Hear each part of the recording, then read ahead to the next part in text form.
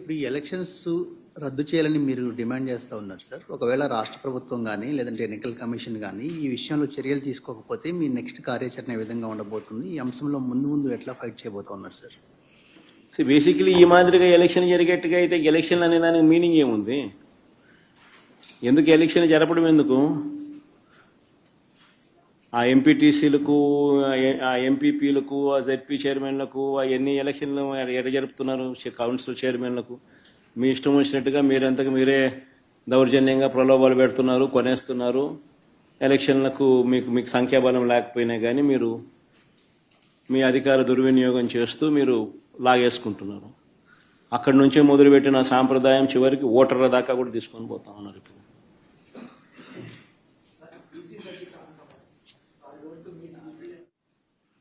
ఇవన్నీ కూడా అంటే అన్ఫార్చునేట్గా స్టేట్ ఎలక్షన్ కమిషన్ అన్నది ఒక డమ్మీ పాత్ర కన్నా దారుణమైన పాత్ర పోషిస్తూ ఉంది. ప్రజాస్వామ్యాన్ని కాపాడవలసిన బాధ్యత గల స్థానంలో ఉన్న వ్యక్తులు నిజంగా ఇంత దిగజారిపోయిన పరిస్థితుల మధ్య ఈ వ్యవస్థ నడుస్తూ ఉంది. Very unfortunate.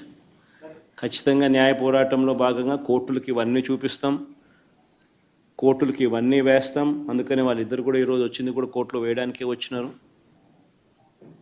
ఇద్దరు జెడ్పీ టీసీ అభ్యర్థులు కూడా కోర్టులో వేయడానికే ఇక్కడికి వచ్చినారు.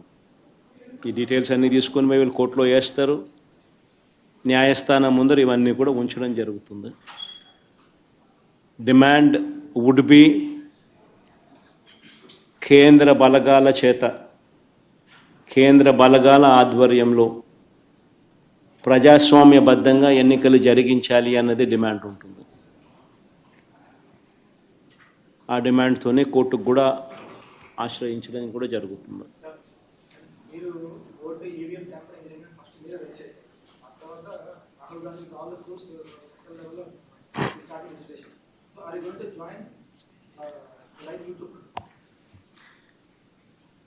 జాయిన్ అనేదానికి మీనింగ్ ఏంది?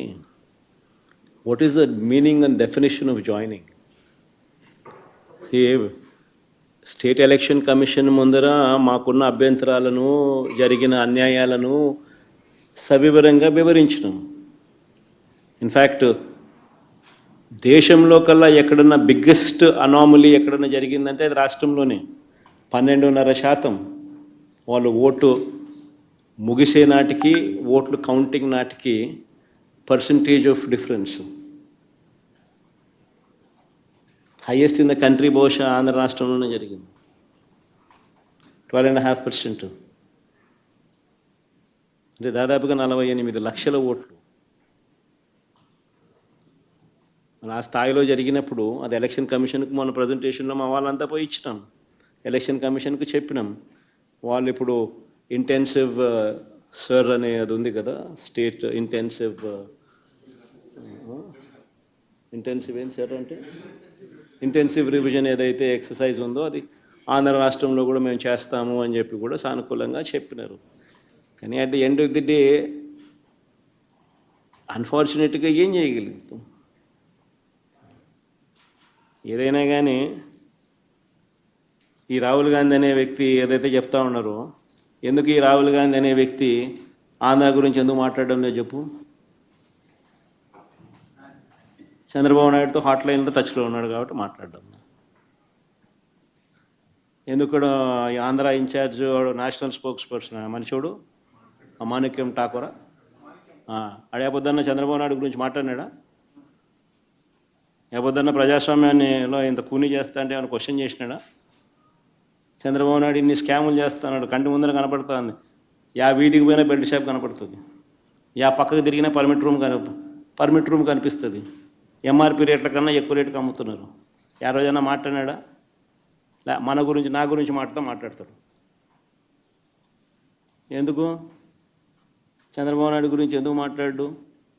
కారణం హాట్లైన్.